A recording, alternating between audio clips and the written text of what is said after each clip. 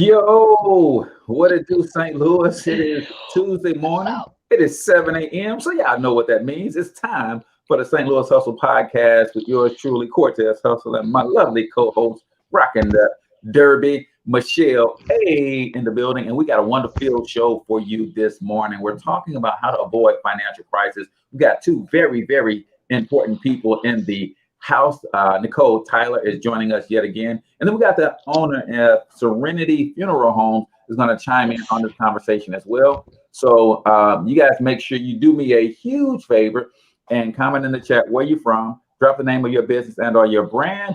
And we also have a quick segment where we get to highlight a young entrepreneur out of the St. Louis area as well. This young man is absolutely amazing. So we'll get the chance to chop it up with him as well. It goes by the name of Keontae Dabney, owner of Keychain Carnival. So without further ado, ladies and gentlemen, we're going to officially start the show. Let's get it. Growing up in St. Louis has never been easy. And most say, if you want to succeed here, that you must leave and put down roots somewhere else because of the strong crabs in a barrel mentality here. I don't know if I'm just an optimistic person, but to see people like Chuck Berry and Nelly make it in the music industry, or the Roberts brothers and Dave Stewart in business, or William Lacey Clay Jr. in politics, can we blame the city, or is it that people just aren't hungry enough? We're talking to all of the movers and shakers in this town, from entertainers to politicians, social activists and organizers, and of course, entrepreneurs. Is there a curse on this city that holds people back? Is there an unseen hand that decides who makes it and who doesn't? You're about to find out. Welcome to St. Louis Hustle.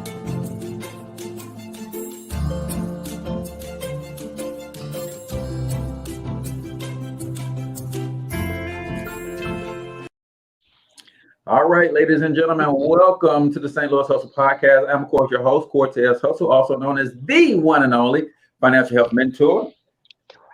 And that is my girl, Michelle A. And we are coming to you live and direct on the Monetize My Life Academy studios here in St. Louis, Missouri. Ladies and gentlemen, if you have, which I know you do, a gift, talent, special ability, and experience, expertise in any particular area, and you want to learn how to turn it into a digital product that you can market and sell online, then guess what? I've got a boot camp coming up tonight. It's called the Monetize My Life Digital Product Boot Camp, where I will show you 7 different ways to turn your intellectual capital into intellectual property so you can market and sell that thing online. So comment boot camp if you were interested in registering for that event tonight. Michelle, what up? Time for COVID numbers, but I still want to know, how was your weekend, sis? Man, my weekend was great. It was a good weekend. It was so good that I don't remember what the hell I did. I don't know what's going on with my memory. Maybe I need some of that ginkgo biloba stuff to help you remember stuff better. But it was a cool weekend. I can't complain. Oh, I know what I did do. Me and my daughter Thursday, we had a little, because I told you I'm about to be a grandmama. And so her hormones got away from her, and we had a little come to Jesus meeting, and she got so bad she started snatching pictures off my wall. She snatched a picture of herself off my wall and said, "I don't deserve to see her." Wow. I said, "Girl, if you don't put that picture back," I said, "you can walk out of here or you can roll out. It's your choice. But you're gonna put my picture back on the wall." Hilarious it was. Funniest thing happened to me all weekend. Wow. Yeah, fights are funny. Fights are funny. So right. The hormones have begun already. Well, before we bring on our first guest this morning, Mr. Keontae Dabney, you've started a new segment on the show called the Michelle A Word of the Day. So what you got for the people today? And by the way, Double A Alexander from St. Louis says she is loving that hat. Girl, what you say? I went to an establishment last night. I was waiting on my Chinese food to get done, so I went to this establishment to get a beverage because I was parched. And this lady was sitting there. I was trying to walk past her. How I walk in to get a drink and walk out with 2 hats, I'll never know. But that's what happened, people. That's what happened. So, yeah, shout out to my girl Leticia. Jump people in the bar and make them buy hats. That's the name of her company. So she needs to advertise with us. I told her, because that's a hell of a sales strategy, man. So yeah, the A word of the day, right? So just a little nugget that I intend to hope encourage somebody. And I actually drug this one in from the workplace. And the A word of the day is learn the power behind saying no when you need to, while understanding the power of saying yes when you should. It's such a there's a balance that needs to be there. You have some people that don't know how to say no. They say yes to everything. Right. You can't be that kind of person, because folks will take advantage of you, sugars. Don't do that. So there's power in saying no. There's freedom. Because here's the thing. If you say you're going to do something, or you want to do something, you really don't want to do it, God know your heart. Why waste his time and your time when you just could be like, no, I ain't going to do it. However, I know a lot of people that just spend time saying no, and there should be a yes in their spirit. And that's why I said understand the power of saying yes when you should. Some people say no just because they're lazy. Some people say no because they're afraid of new things. Some people say no because they just don't want to try. But there's power. There's power in your yes. There's power in your yes. You know, Jesus gave a yes. Hey, and look where it got us today. Thank you, Lord. So concentrate on the power of yes. Understand it. Know the difference between the two. That's your A word of the day. Give it to him. And always remember this, ladies and gentlemen. No is a complete sentence. Amen. Sure is. Word. And the church said. Amen. Hey, really quickly. My guy, Keontae Dabney, man, is a 16-year-old entrepreneur, author, and he is doing a wonderful work with all of his projects, including his latest book, where he is helping get people going in the right direction as it relates to mathematics. He is founder and creator of a company called Keychain Carnival. So I'm going to present to some and introduce to others my homeboy, Mr. Keontae Dabney. Good morning, young man. How you doing, brother? Good morning. How you doing, Mr. Cortez? I am doing very well. So you guys may not know, I've been rocking with Keontae for about 5 years. I think 4 or 5 years. I've been watching this young man grow in his entrepreneurial journey. So tell everybody real quick, Keontae, who the heck is Keontae Dabney? So Keontae's that OG of the young biz kids. No, but I am the CEO and founder of Keychain Carnival business. I started roughly when I was about 6. So this year marks the 10-year anniversary of Keychain Carnival. And we just broke our record for how much money that's made during an event for Keychain Carnival pop-up shop that I did with the Grind Plus Growth this past weekend. Made over $200. Nice. So went from a kid that made over $200 from his first event, he made over $100. Like, oh, okay, that's cool. And this is kind of just based off of my mother's classroom. She was teaching math. And at first I was like, I wanted to make the keychains. So I made the keychains. And then my mom was like, this develops off of math. So my mom, 2 and 2 together, and we worked on making them. And we started, I believe, in 2017, started thinking about throwing ideas out on how we're going to write it. And we just got it LLC 2020. And then we just started publishing late 2020. Yeah, somewhere around September, and then just now we're still publishing as well. So I know we're also going to be having a book signing coming up soon. Absolutely. And how has it been received? Because I know for us, we know that mathematics is one of those subjects that is very, very necessary, but some kids shy away from it because they just don't think it's fun. So are you getting a good positive response for the youngins getting more involved in math based on how you guys are teaching with the keychains?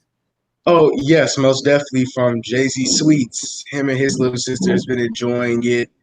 Logan and his sister has been enjoying it from readers. Also, a couple of my friends who have younger siblings, they also have been telling me oh yeah, he's getting a lot better at doing fractions. And also I'm tutoring my little cousin and I'm helping him. And keep in mind, this kid is a 4th grade kid, but he's doing school, high school work reading and thoughts. And I'm like, this man could complete the book in one day. So I gave him some examples out the book, and he just right off the bat got them. So I was like, this book is gonna do a lot for kids who just don't really trust math, because everybody knows math is that necessary need, but we really want to get used to doing it so much. It's kind of like that. It's that big barricade in school that you can't get through unless you got help. Yeah, I love it, man, and it has to be made fun too, because kids will do anything that's fun. It no matter if they're learning, if they're not learning, as long as it's fun, they don't mind doing it. And I know you guys got the book signing coming up. Talk a little bit about that journey of writing the book and putting it together. Is it more of an activity book, or is it a case study, or what kind of book is it? It's an activity book, and at first I was hesitant because I was like, 12-year-old, like a 13-year-old kid, like, I don't know, writing a book, that's kind of a far reach. And she was like, we're not making like a biography. And I was like, well, what are we doing? She was like, we're making it like an activity workbook. And I'm like, okay, that's pretty easy. I was just like, get the basics that they need to be learning, and then just basically get a couple of worksheets in there, and then just put the design, show them how to make the keychain as well. I was like, this is a breeze. So we started working on it. And surprisingly, it took shorter than I thought it would, because I thought it would take more than 3 years, but it took us 3 years because the first year we had to build a foundation on what we was doing, then execute the next 2 years. So it's just pretty much an activity book for kids. It's not really too much that's going to pressure them. It's more like, all right, you have this and you have this. You have your picture right here. You have your examples right here. I'm going to just give you either 2 or 3 questions, and then you can go and make the keychain yourself.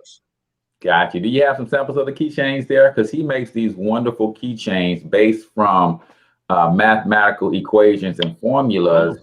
Using beads and different items when it comes to the production of these keychains, and that's how his mom taught him math, and it really became a thing, right? So that's what he's doing now with some of the keychains. So let me see what you got there. We got ourselves a Tampa Bay Buccaneers keychain. Okay, so, okay, you're just gonna throw the goat in my face just like that, huh? Hey, you know what? I wasn't beat up on my Kansas City Chiefs. I wasn't very fond of the Chiefs losing. I feel like Tom Brady paid the referees, because there was no way you should be losing by 3, by 40 points. And so I didn't sleep well that night. Gotcha. Okay. So Tampa Bay Buccaneers. So he makes all kinds of wonderful designs, cultural designs, flags, the whole 9 yards. And it's a great thing. So really quickly before I let you go, you got the book signing coming up. Tell everybody where it's going to be, what time can they come hang out with you and get an autographed copy of your latest project. So the book signing is going to be at I See Me Bookstore, which is going to be on 6951 Olive Boulevard. We're going to be there on Saturday, February 27th. This is going to be from 1 p.m. to 4 p.m. Since COVID, it's kind of like a short window for a book signing. But this is my first one, so I'm kind of excited. Yeah, so that's where it's going to be. So that's where it's going to be. Good. And if you guys are not familiar with I See Me Bookstore, it is the premier Black-owned bookstore in the St. Louis metro area, where all the books in the store and all the posters and all the images are people who look like you and I. And it's a great place to take a young person to let them see themselves in the story. So appreciate you so much for coming to hang out with us this morning, Keontae. Best of luck to you with everything that you got going on, brother. The book, the business, and all the projects that I know you got floating around in your head. If you need anything, you know I'm here for you, brother. And again, I thank you so much. And tell your mom I said hey. She said hey. All right. Have a good one, brother. And enjoy that book signing, man. Enjoy the ride. There's much success in your path. Appreciate you, brother. Appreciate it, man. All right. Peace. All right, that was Keontae Dabney from Keychain Carnival. He's the founder of a business, and we're talking today avoiding financial crisis. And if you know anything about me, there's a reason they call me Cortez Hustle, because I believe that entrepreneurship is the shortest distance between working class and wealth. And it's always refreshing to see these young folks getting involved in entrepreneurship at a young age. Now, Michelle, you've got a couple guests for today. And yes, let me have you introduce these folks and let's bring them on out. And let's talk about other strategies other than entrepreneurship to avoiding financial crisis. All righty. Well, gosh darn it. Both of our guests are they've been impactful in my life and in two different, very, very significant ways. Our first guest, you might remember her. She was on with us a couple weeks ago. Nicole Tyler, she's like a wealth guru, for lack of a better term. But she is also my insurance agent. And so we have invited her back on. And then also we have Mr. Gerald Johnson, the owner of Serenity Funeral Homes. And Gerald, a very special person to me. He's a person that did my mother's homegoing service. And we were doing business together beforehand. And so when that event happened to me, I couldn't think of anywhere else to take that unfortunate business. So please welcome to the show, Miss Nicole Tyler and Mr. Gerald Johnson. Welcome to the podcast show, guys. Good morning. Good morning. I'm super excited to have you guys on. I wanted to kind of talk about this subject. We talk about so many things on this show, and I wanted to kind of steer the conversation. We're talking about finances. We're talking about understanding different financial crises that we might run into, especially in our communities, right? And so I think having you guys on, the two of you together, Gerald, your expertise in I want to say it like the hood way in funeralism, but I don't think that's a word. And Nicole, your expertise in insurance. I wanted to, our show is all about educating our audience. And if don't put one, what did the Lord say? He'll go back for the one. He'll leave the 99 and go get that one. So if we could just get to one person, educate them on how to be more aware when these type of crises hit. I mean, that's our goal, so I guess we could really just kind of jump right on into this.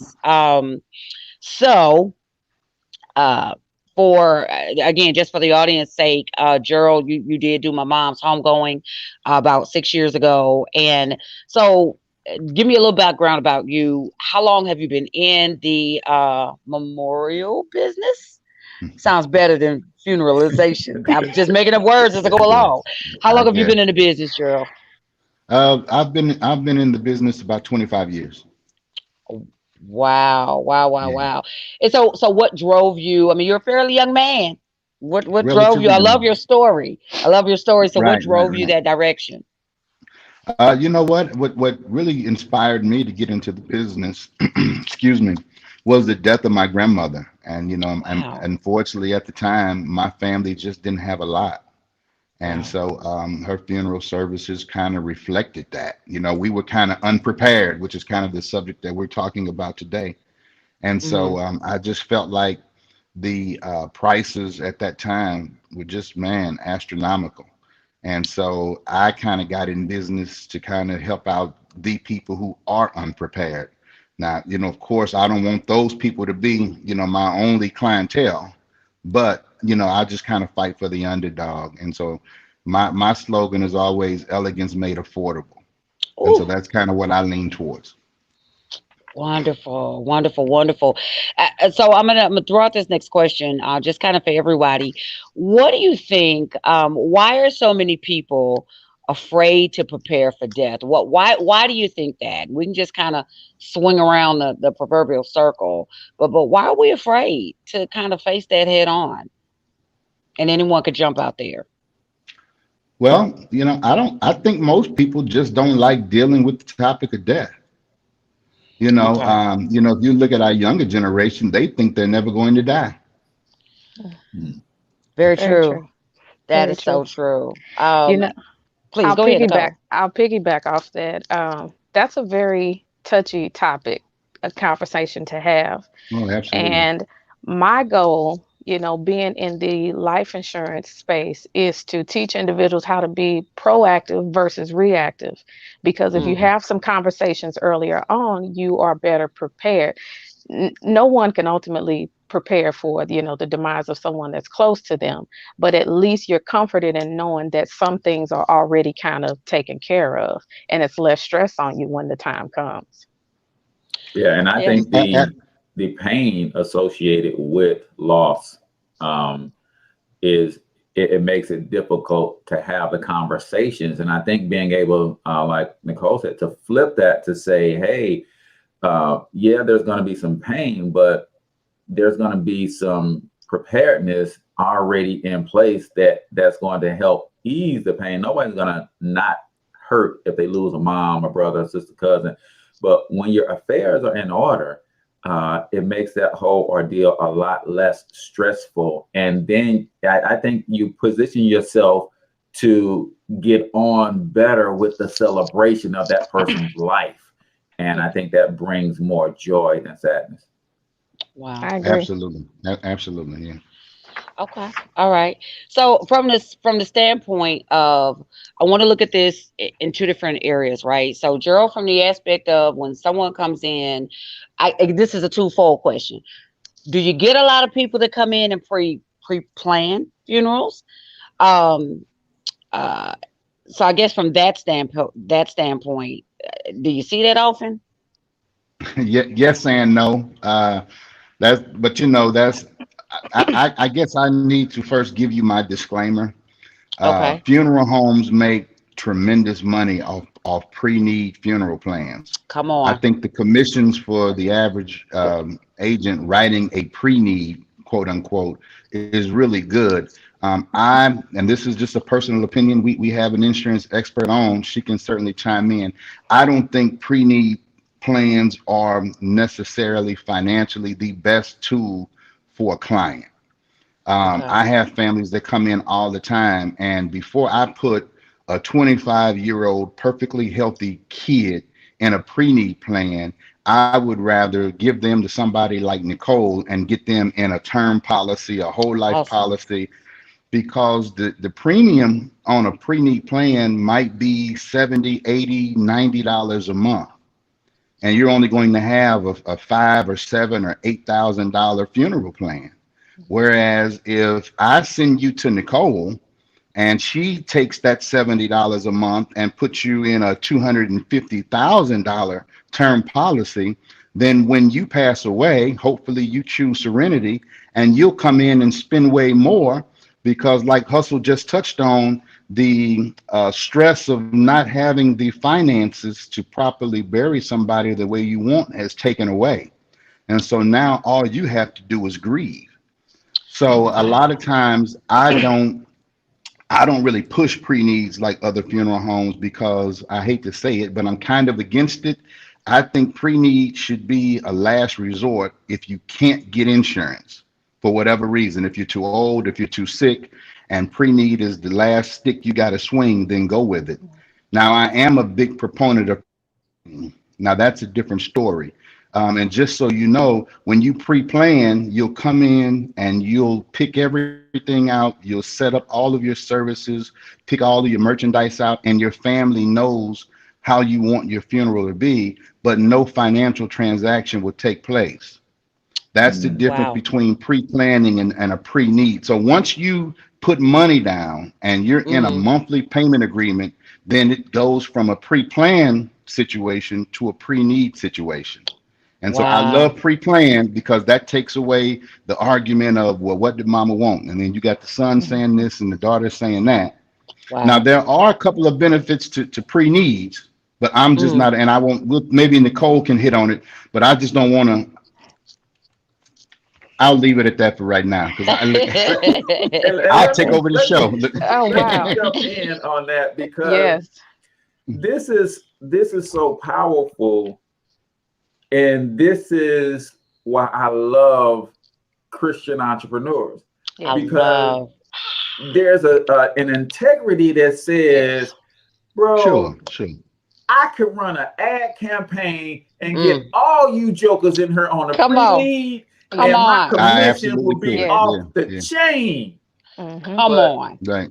For your family's sake, it will make better financial sense. Go see if Nicole. you took half of that $80 a month, and you put 40 into a premium for $250,000. You can have you a nice $40,000 funeral, and then 210 grand goes to your kids and your family, and that's unprecedented. That people in business don't see that, and this is why I'm a proponent for Christians really doing more business, because a lot of times you don't get this when there's a transaction associated, when there's a monetary transaction taking place, and my commission is on the line, brother. Listen, man, let me tell you about this pre-need thing, man, and why you need it right now. Don't get out this door until you sign up for this. Gerald, you have opened the door. I appreciate you, Gerald, for saying the truth. Now, don't get me drunk. Don't get it twisted. Gerald will take your pre-need policy if you just got to have one. Absolutely. He's going to help you understand why it might not be the best move to make. Sure. So I have to chime in on that. Gerald, you have opened the door. Let's come on in the room. Let's talk about it. I was just going to say it, Nicole. I was going to say it. Let's talk about it. Let's talk about it. Because there are so many different stigmas that are associated with planning for both life and death. Let's go back and talk about being proactive versus reactive. Many of us now, I'm all about stating facts. Don't take my word for it, because the truth needs no support, but it's out there at your own disposal. A 2020 article that was published by Forbes magazine, there was a survey conducted that exposed the gaps in Black ownership of life insurance. And it suggested that many minorities, people of color, they exaggerate the entire experience as well as the cost of affordability for putting products and services in place. So, Gerald, you are absolutely right. Where pre-planning, and I appreciate you saying that you would rather have somebody to reach out and get life insurance, as opposed to putting something in place for pre-need, and, there barely being enough to cover someone. Trust me, I know what that's all about. I buried my best friend, my grandfather, the one that raised me and poured into me. I buried him in 2020. That was the most devastating thing I ever had to encounter. And sure enough, like most, there was just enough to cover his expenses. Absolutely. Just enough.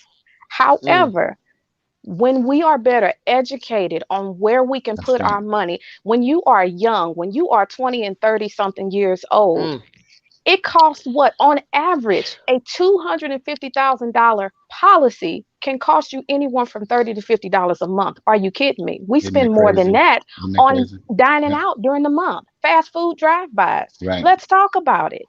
So to your point, the agency that I work for, it's called PHP Agency. PHP stands for People Helping People.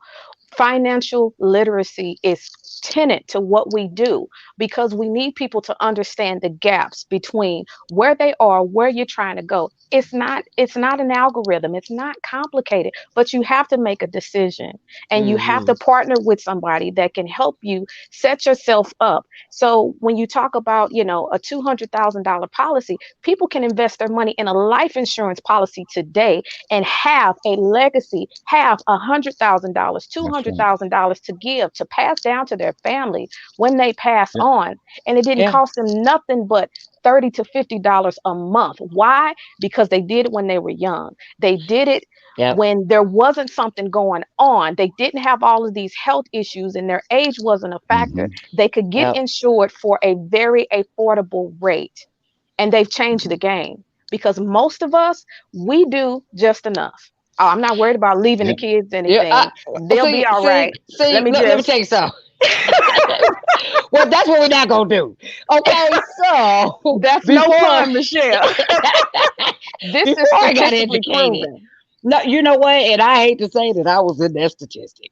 However, education is key to Yes. both of you guys. Nicole, we just discussed this recently, and Gerald, I think I shared this with you. I was one of the people that was in that boat. I was like, oh, ain't nobody try to set these jokers up. I'm finna go to Glory. Look, when I go to Glory, can you make sure I go in my good suit? Matter of fact, go buy me a new suit. That's gonna take out of that that $5,000 because that's all I'm spending. Take me, give me a new suit. Make sure my hair is cut or get me a wig, one or the other. Make sure, but don't send me to Glory barefoot. Can I get shoes on? What's the part? Or send me some good pantyhose. Don't have me go meet my savior with some raggedy stuff on. That's an issue. It's a whole nother thing. But now I've been educated, Yes. and so I stand to leave maturing. And if I ever get a husband, Absolutely. I stand to leave them a little something, something. So y'all better treat me right. That's all I would say. Treat me right. Treat me right while I'm But here. So I've changed some Michelle, stuff. Yes, sir. and Michelle, what Nicole said was pretty powerful. And in a Yes. nutshell, I think people need to understand that insurance, life insurance, can be a really good way to leverage your dollars. I That's mean, right. it goes beyond, Come when on. somebody dies, your life is either going to be affected for the better or for the Mm. worse. Jesus. And if Yes. you get past the mindset of having just enough Mhm. and actually Yep. changing, your family's life, Yep. man, oh man, it Yeah. all starts there. You're talking Mm. about being able to pay for college for your kids and your That's right. grandkids. And I hope my wife isn't listening to this, but if something happens to me today, my mama, my daddy, my brother, my kids, my Right. grandkids, they Okay. good. They They good. real good. You know what I mean? Right. So, Praise but the Lord. it's thanks to life insurance and other investments. You know what I That's mean? Yeah. right. Yeah. Yeah. I Yeah, think and it's I think a we got to get to mhm, the education mm, being empowerment. Sometimes yeah. we see education as a drag, Yeah. and I think to someone like Nicole who brings the facts, but she delivers it in a way that it's consumable, and now I can feel Absolutely. empowered, and Right. now I'm not reserved when someone wants to educate me on this subject. But we Yeah. we Yeah. think about generational wealth and group economics go hand in hand, but we don't often see Hmm. them as two sides of the same coin, right? What do I mean? If we looking to build generational wealth, then group economics starts at home. I'm the father of 5 sons, right? And I'm having this conversation with these jokers now, and I wish I had been planting and sowing these seeds when they were younger, because it would be a lot easier conversation. So between Mm-hmm. my 5 sons and my wife, that's 7 of us, right? Wow. Do you understand if we all they all grown, my youngest is 19. If we all said, hey, we starting group economics, we've got $100 a piece, that's $700 per month. How Mhm. much insurance could we buy for That's right. $700 and have everybody covered and have it all stacked in a way that we're all going to win if something happens to any one of us? It's Mm. unprecedented the amount of value that when you're dealing with the insurance space, your dollar serves more than one purpose. It And I does. think people don't Mhm. understand that about this industry because they're tying it to death. Yep. No, tie it to life, man. That's Because right. when I die, I want my family to live and live Yeah. well. Yeah. Yeah. Mhm. I think Mm. that from that standpoint, Gerald, I think, and I've talked to a couple different funeral directors over the years, right? Um, it's really unique to hear you push towards insurance because you are right. Some of the situations that I've been in, um, where just even recently in 2020, my daughter lost her father, and it was sudden, and this joker wasn't prepared. Who buries their baby daddy? I do. The one that didn't take care of their child. I that Yeah. look, sidebar, that's how you know there was a God. You Amen. buried a joker that didn't do nothing for your child. And Mhm. she helped plan the funeral, whole nother story. But in that, no one, they don't talk about insurance. Yeah, it's a little late at that point, but I even just having discussions, because you know me, Gerald, Nicole, you both know me. I like to just sit up and talk to folks. No one talks about the preparedness. Gerald, you're the first funeral director I think that I've encountered that has ever said, you can do this, but can you do that over there first? Why don't you think about that first? So even though your business is death, you still promote life, and that's what I love about you. It was one of the reasons for joining marrying these two subjects together, insurance with the funeral, with the memorial business, because they do walk hand in hand. And there is a way that, like you said, if you get a person mentally educated, Cortez, you pointed that out. If we take away the stigma, take away the fear in death, then we can help a person. Let's prepare for this, so that you just said it so eloquently, Gerald. When it's time, all you got to do is grieve. All you got to do is grieve, because sometimes that's enough. And Nicole, you just went through it. We've all had those moments. I didn't get a chance to grieve because we even did some pre stuff because my mom was sick, so we couldn't really do insurance. She had some, thank God, but we were a little bit limited on what we needed to do. But there was so much moving on in that space. I couldn't just grieve. You know what I'm saying? So the fact that we're pushing that as a proponent and really pushing the things that need to be done, I think it's awesome. This is an interesting question, and it probably is going to be a little atypical. Sorry in advance. Gerald, can you no, girl. Thank you, girl. Come on, Michelle. Come on. Okay. So Gerald, can you tell me about one of the most financially strained situations? I know you've seen a lot. So real quick plug for Gerald. He has 2 different locations for Serenity. One is in North City, St. Louis. The other is in Belleville, Illinois. Beautiful, beautiful memorial place, funeral. What you call them? What's the name? But right, the buildings is nice. How about that? But I know you've seen a lot of things. What is one of the most financially strained situations you've ever witnessed? And just tell me a little bit about that. Just last year, I had a family that actually lost in 2 weeks 3 family members, all to COVID, and none, they just weren't prepared at all. I mean, I know it's kind of difficult to prepare for something, but they just weren't prepared financially at all. Wow, that's probably the worst. When you say, and I'm gonna push the gamut here a little bit, only to show the transparency of how it can be, people need to see that, right? We say, oh, it was bad. How bad was bad? Because I think if we show that, don't let it be you. You know what I'm saying? We got 2 great folks down here that can help you avoid the situation. But how bad was bad, Gerald? Right. About as bad as you can get. Yeah. They probably needed collectively about $12,000 for all 3 of them. Wow. Because we do have some pretty affordable packages, and they were probably about 10 or 11 short. Wow. Yeah. Wow. So when a person runs in, we're going all the way down this rabbit hole. When a person comes and they're that short, are some of the, because I've seen, and this was even years ago, where we lost a couple family members to an automobile accident and no one was insured.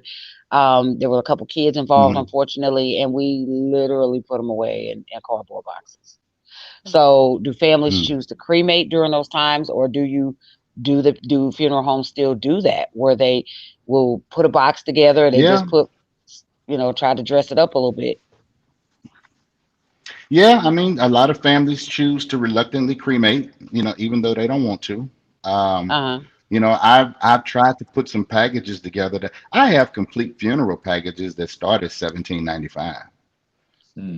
And for a long time, I used to take payment plans. I mean, unfortunately, we're not able to do that anymore.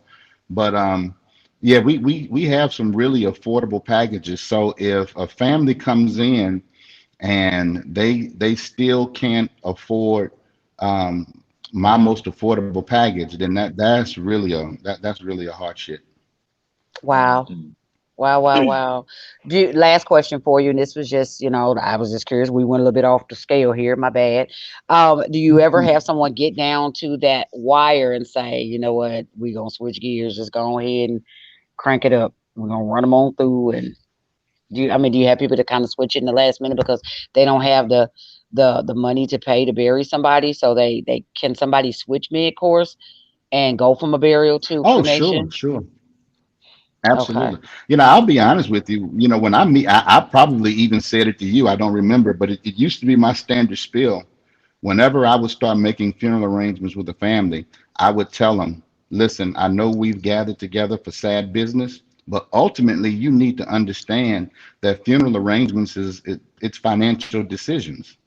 And so Yeah. at the end of the Yeah. month, Amarin, Spire, the car note people, your mortgage company, they Yeah. don't care that you've suffered a traumatic loss. They want their money. That's So right. I Yeah. don't advise you to spend money you don't have. I don't advise you to go in debt trying to bury somebody. Yeah. Let's Wow. examine and evaluate what you have and let's make it work. Wow. So Wow. I That's, might be wrong for this, but I done told my wife. you know what? I don't even know if I want to hear this. I don't even know if I like where it's Let's going. see. I told my wife, and she don't believe me, but I'm so serious, right? I said, listen, Mhm. if I go before you, they're gonna ask you to come and identify the body. Mm. That's as far as you need to go, Uh-oh. and you walk out of that morgue, and I can stay there. You put my picture up, you play a video at the You know what? service, and it's a wrap Oh, wow. for me. You, I'm telling you, that listen, hey, just, you leave that body in that box you because know, Cortez is no longer there. I'm And you not. can put a picture up I'm of not. me. You can play a video. Matter of fact, I'm gonna record one No. right now. Hey, if You you know, guys are watching this video, that means I have gone on. Gone I to cannot. glory. You know what? You know what? I can admit I didn't see that coming. I can admit that. I thought you was gonna say burn them, but you know what? You just say No, abandon. don't even burn me because that No, costs. No, walk away from sometimes the you. board, See, leave that joker in the freezer. Oh, Yeah, that's him. Oh, sorry, Lord. And go walk on away. and do what you're gonna do with the insurance money, Not take they care go of the babies, and live your life. leave. Not they gonna leave the body and lost and found. They gonna leave the body and lost and found. Hey, man, Ma'am, are you listen. gonna come claim this body? I don't know this man. I Like, don't know hey, this man. like, man, yeah, that looked like I him. You know what? I'm so done with you playing clips of the St. Louis Hustle podcast, the Cortez Hustle show, all the 90 Yeah, 11 the other shows you got. We gonna yeah, play all of them at your funeral. that's it. That's what we That's do. it. That's it. Hey, Lord, hey, Tupac said, hey, Oh boy. if I die at my okay. funeral, let every rapper rock it. So at my funeral, I want to just play some videos, man, and it'd be a wrap. No. That is Uh, interesting. You got a plan for that, Gerald? No. I thought he was going to say break the bank. Look. Right, you no, no, you're no. gonna need a video package pretty soon, Gerald, for folks Oh, like this man. one. He You're said gonna need a break the video bank. package. No, don't Big even open the business. bank, Gerald. Don't even open the bank. That's what I'm saying. He said, "Close the phone." Okay. I don't even know where to go with that. I would just let that marinate. I've already told my children, we don't burn no bodies. My children, we don't burn no bodies. We don't burn no bodies. I wish you would put some heat. Children. We don't burn no bodies. I wish you would put some heat. Children, children. Okay, I'm just like I look at it like this. I done lived this life, and I said, Lord, I ain't been the best, but I'm trying to come see you. I don't want to experience no heat at the end. I might get confused, be like, hey, what's going on? I can't say that to nobody. No, I don't. I want to get my clothes on. I want to put on my robe and go tell the story. Okay. Then I have one last question before we do our final comments. Gerald, what's the top 3 things that you would advise a family when planning to bury a loved one? Boom. Oh, wow. I think be financially prepared. make sure you've seen Nicole and got some things in order financially. I think a family probably needs to have had a conversation prior to coming to the funeral home. So you're kind of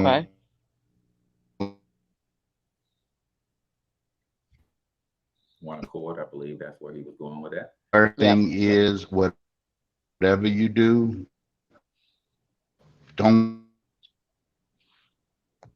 Oh, you're breaking up on us a little bit, Gerald. Did you get Michelle?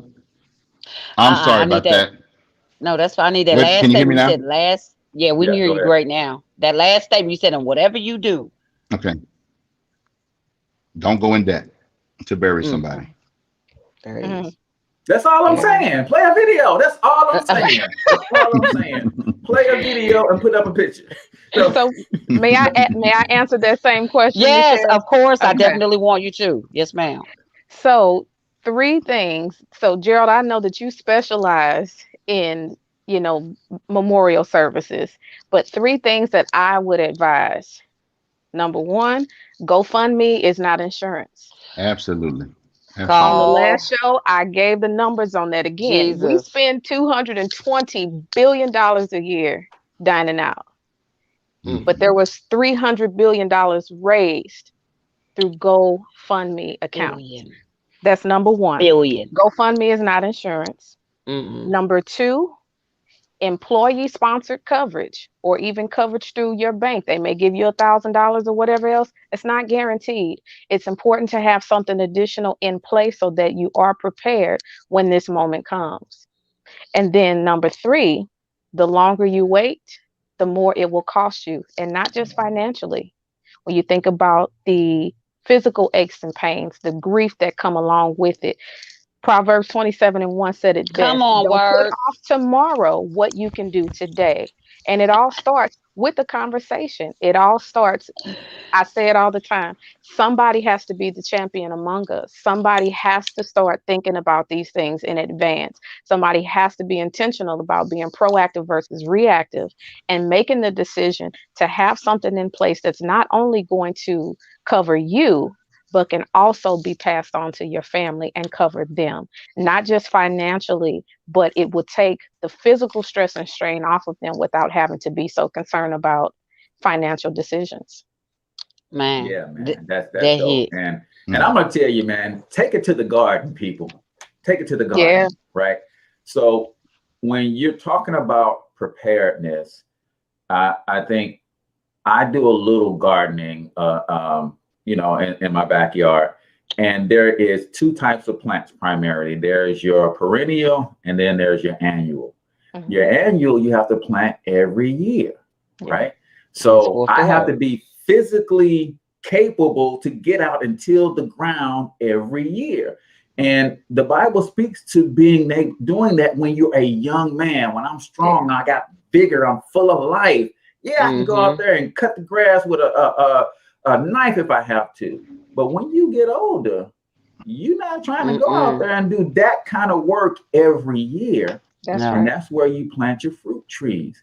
So insurance would be you planting your fruit trees, right? See, so when that time comes, when I'm no longer physically able to go till the ground every year, I still eat. And guess what? I don't even have to reach up to the tree and pull the fruit off because they're going to fall to the ground to me. That's right. Come on. Take your energy and your effort while you're alive and really ask yourself, what am I doing with this good health that I've been blessed with? Right? Am I maximizing all of my gifts, my talents, everything that God put into me? I was listening to a talk yesterday and the gentleman said, he gave his definition of heaven. He said, when you get to heaven, his idea is that you're going to meet one of 2 people.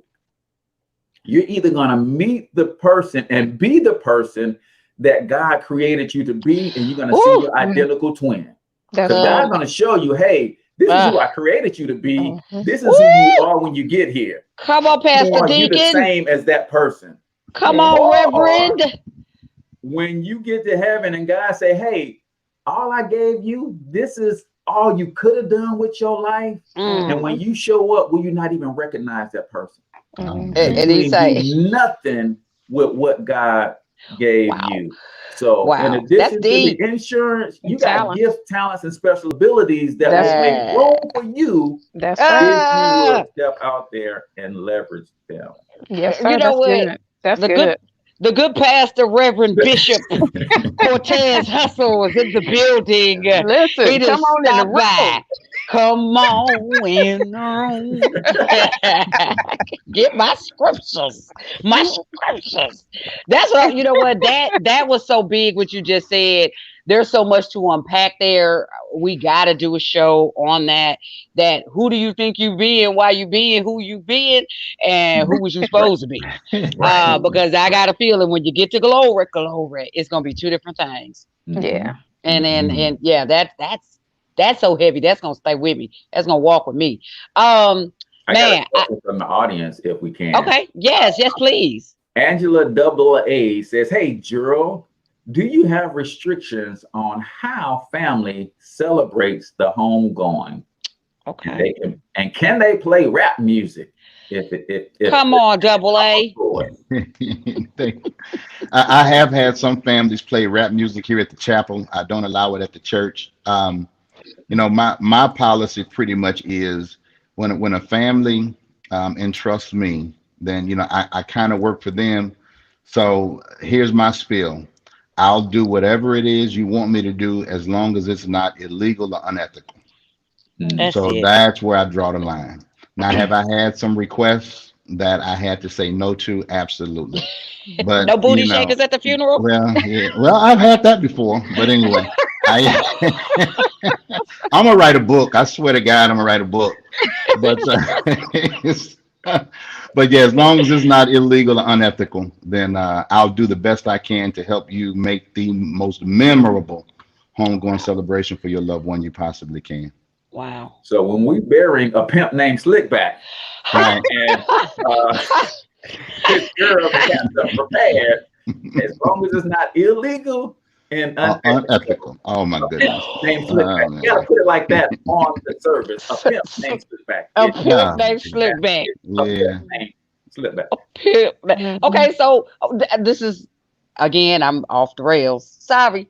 Have you ever done or would you do? I know you already. Come on, Gerald. You already know.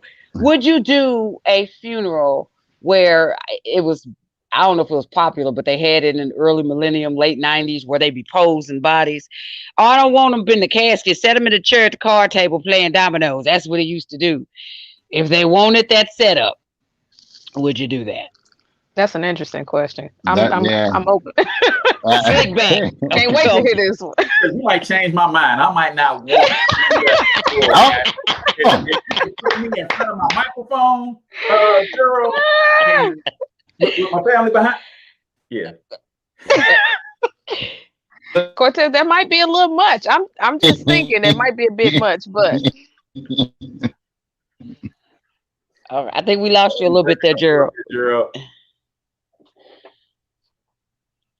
I want this answer. Yeah, we hear you. Hey, can you hear me? it's a cliffhanger. We on the edge of our seats. I gotta hear this one. Need to know what my options Am I are. in? Can you hear me okay? Yeah, we got you. Okay. Initially, my answer would be no. But now, if Cass can change his mind, then I can certainly change mine. Well, I don't want to. You know what? I'm gonna skip that part of the homegoing. Yeah.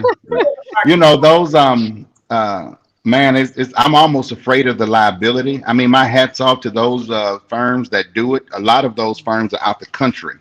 I think there might be one or two kind of in I believe New Orleans or somewhere, but to each his own. That's just not my niche.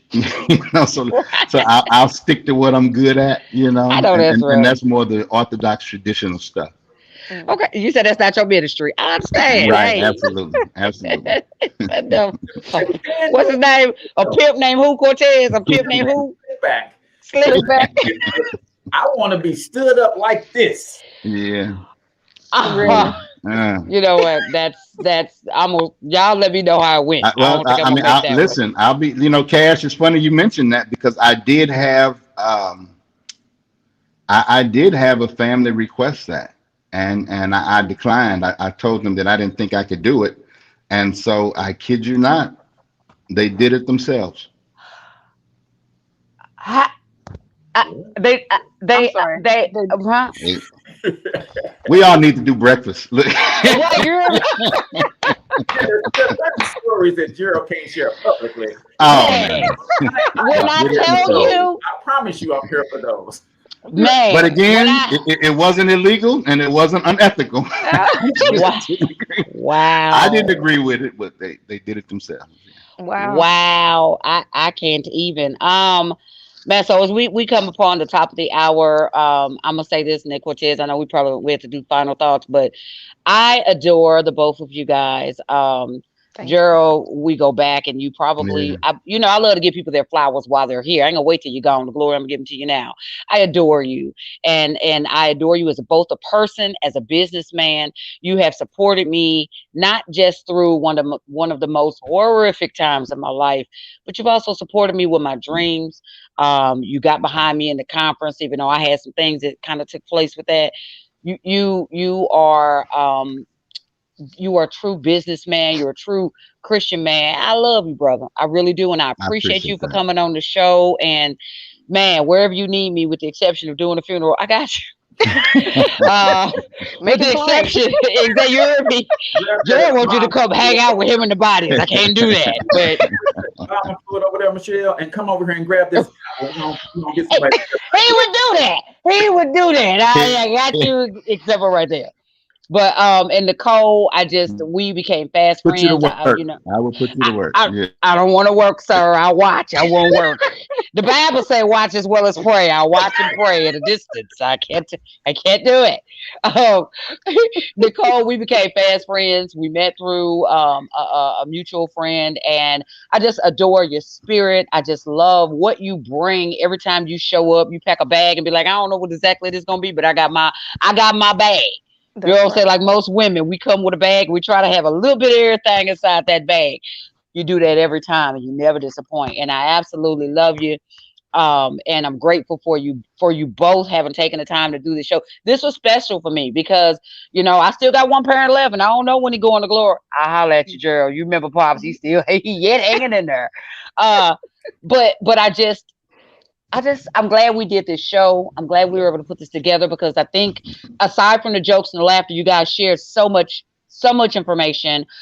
Real quick, Gerald, I want you to give your information, how people can get a hold of you in their time of need or before their time of need. Sure. And Nicole, I want you to do the same. Go ahead. All right. Well, Serenity Memorial Funeral and Cremation Service at 1905 Union Boulevard, 314-389-1900.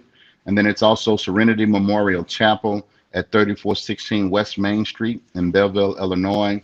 That's 618-233-6000. Also, Facebook is Serenity Memorial Chapel / Serenity Memorial Funeral and Cremation Service. And it is www.serenitymemorialchapel.com. Business bad. That's what he got all the hookups. All the hookups. You don't care where you die. St. Louis, Illinois, he got you. He got you. Nicole, give us your information. Yes.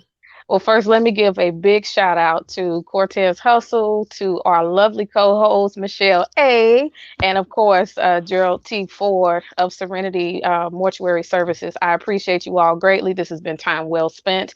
To start the conversation, to get this thing going, financial planning, I am a broker with PHP Agency. So that's phpagency.com. My phone number, 314-629-1924. I'm all about helping people to bring their dreams and take those dreams and make them a reality. So on Facebook, I am Dreamcatcher Alliance. On Instagram, I am Dreamcatcher_Alliance.